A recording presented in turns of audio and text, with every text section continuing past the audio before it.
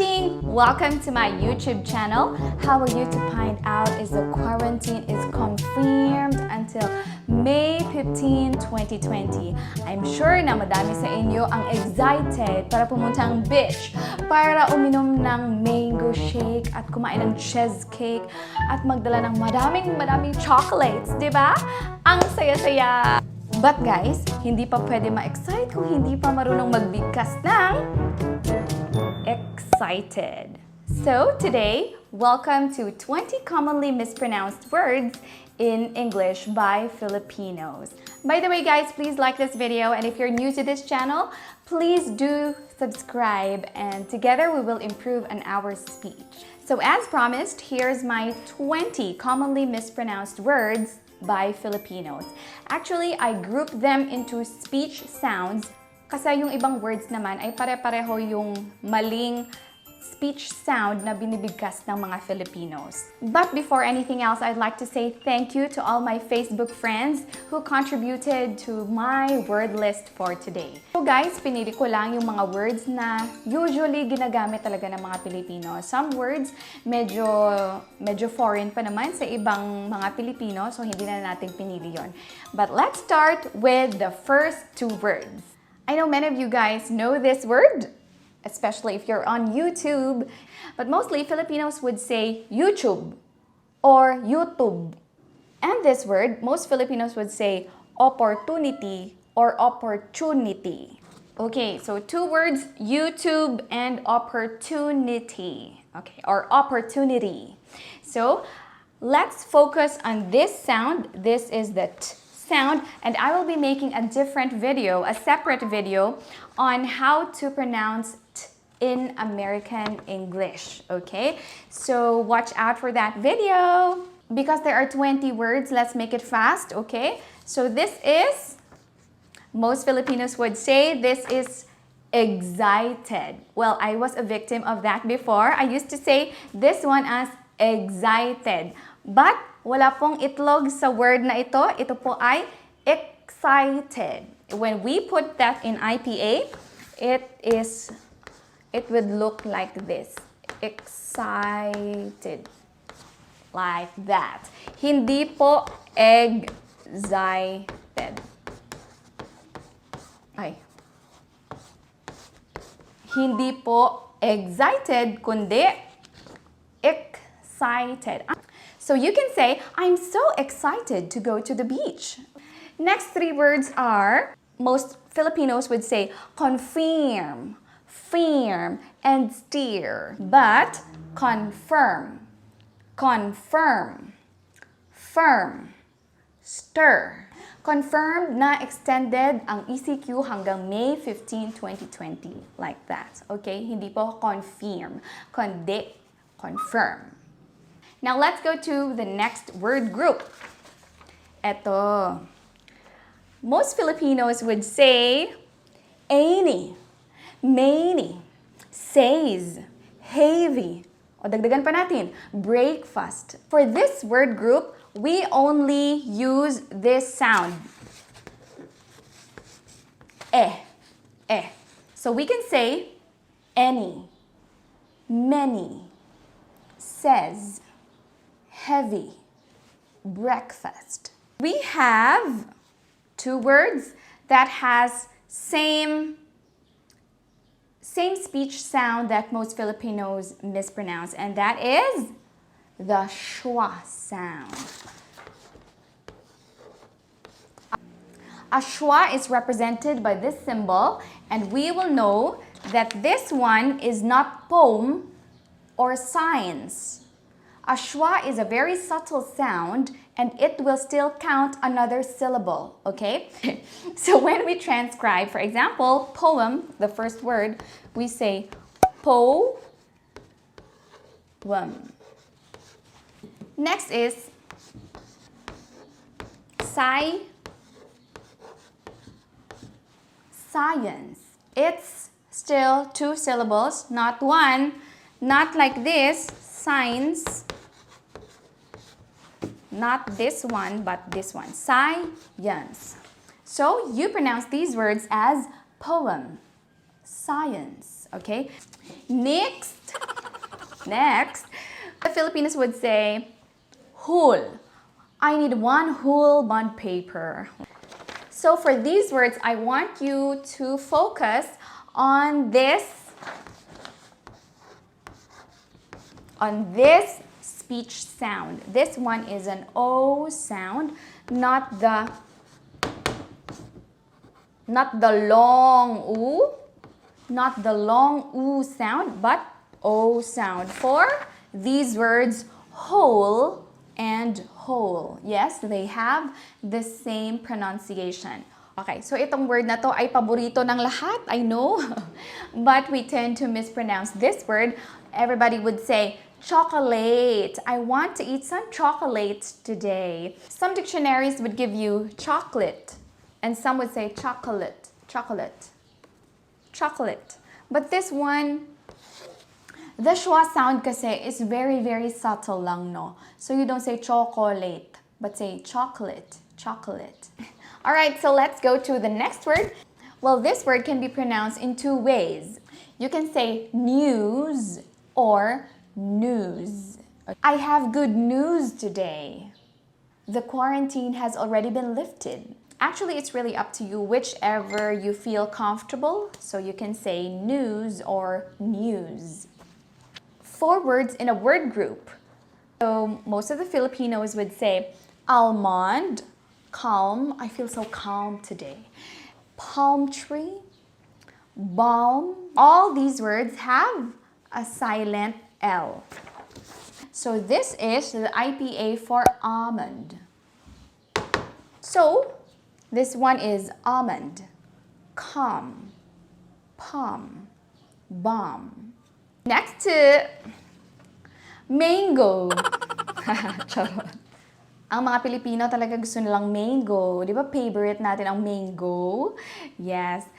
So this word is pronounced as mango. Mango. Focus on this sound. Also, the last syllable, mango, not mango. Mango. Like that. Super arte, di ba? So, mango. Next. We have this word group. Ayan. So, if almond, palm, calm, and bomb has silent L sound, this is a word group that has a silent B sound. So we say tomb, comb, climb, bomb. Okay? Pronunciation, it depends on what accent you are using. Some would use American accent and the other one is the British accent.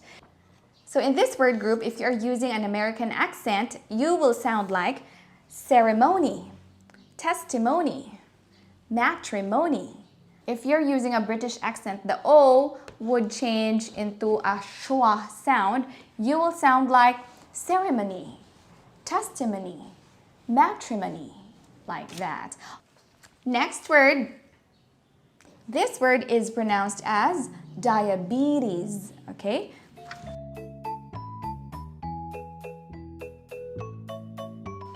So guys, this word is pronounced as diabetes, okay? Not diabetes.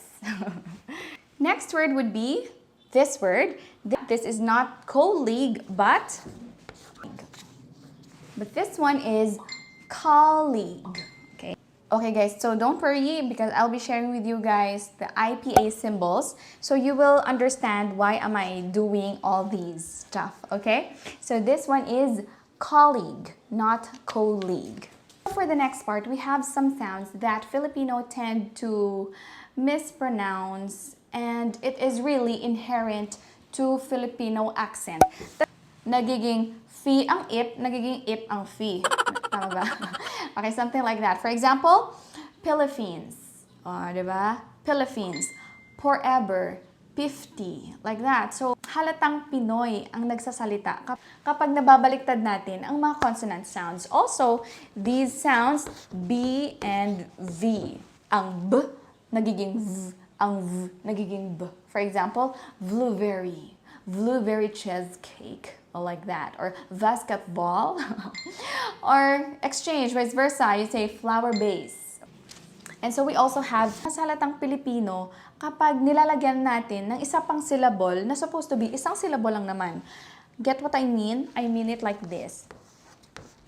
This sound or this sound, yan, I think you know what I mean already. This one is oy, oy, oy, oy. Okay? So this word, for example, oil. We only have one syllable. Pero kapag Pilipino ang nagsalita, oh well, so well, fo well, bo well. Instead of saying oil, foil, soil, boil, like that. Okay? So this one, we have to improve. Also, nilalagyan pa ulit natin ng isa pang syllable ang S. For example, stars. Pero kapag Pilipino, sasabihin, hoy, madaming star sa labas ng bahay. Ay, madaming star sa sky. Like that. Diba? Sky, star, stories, scammer. Ayan. Madaming-madami, diba? Kapag dinadagdagan natin ng isa pang syllable, medyo hindi magandang pakinggan. Okay? So, let's try to omit those unnecessary syllables. Ang mga Pilipino din ay tamad yung mga dila natin. Kasi when we speak, may mga tongue placement yan eh. So, kailangan yung mga dila natin, kailangan din natin ilagay sa tamang placement para mabigkas natin ng tama ang mga words or ang mga salita. Like for example, yung TH natin or yung unvoiced TH natin, nagiging T. Ang isa pang voiced TH natin ay nagiging D. For example, everything, anything, something. Ganyan. Ganyan tayo eh. Thoughtful, like that. Ano pa? Madami pa. Alam ko, madami kang alam. So, also the voiced TH, we say, like, for example, even though, although. Alam ko yung although naman ay sapatos yun, di ba? So we really have to put our tongue or to place our tongue in the right position so we will be able to pronounce or produce the right sounds. Like for example, the sound is right between our teeth, the upper and lower teeth. So we have to put the tongue there so we can pronounce the words. Thing, everything, something, anything, okay? Not just anything. Saan yun ang dila mo? Nasa loob, wala sa labas. Kaya sinasabi kong tamad ang mga Pilipino talaga. Anything, everything, something. Oh. Here naman, although, even though, like that, the. Ano pa? Wala na akong words. Okay. So, I know you get what I mean. So, and lastly, we have changing stress patterns. Like for example, record. So, this word can be used as a noun and as a verb. So, we say it record if it's a noun. And we say record if it's a verb. So I will be making a separate video on movable stress. So word stresses and movable stress. Like for example, the words address and address. What is the difference between the transfer and transfer? And many other words like contrast, contrast, export, export, import, import, something like that. And many others, okay? So I will be making a separate video on each, because this is just an overview of what we will be discussing in this channel. If you have reached the end of this video, thank you very much for watching. But before we end this video, why is it important that we pronounce the words correctly? Well, for one, if you are a public speaker, it creates or it makes a first impression. Mostly, people would like to listen to you if you sound good. If you sound pleasing to the ears, then people will continue to listen to you. And second, we can communicate effectively when we pronounce the words correctly. there are words that are really similar to each other that when you mispronounce them, you might be misunderstood by the people listening to you. So it's important to pronounce the words correctly for better or for more efficient and effective communication. And lastly, speaking is a gift from God, and we have to do anything in our power to improve this privilege of speaking. Kasi naman may privilege na tayo to speak, we have to improve na lang din for effective and better communication. So I hope you guys learned something new today. So stay home, stay safe, subscribe, and please don't forget to click that notification bell para updated ka sa ating mga lessons.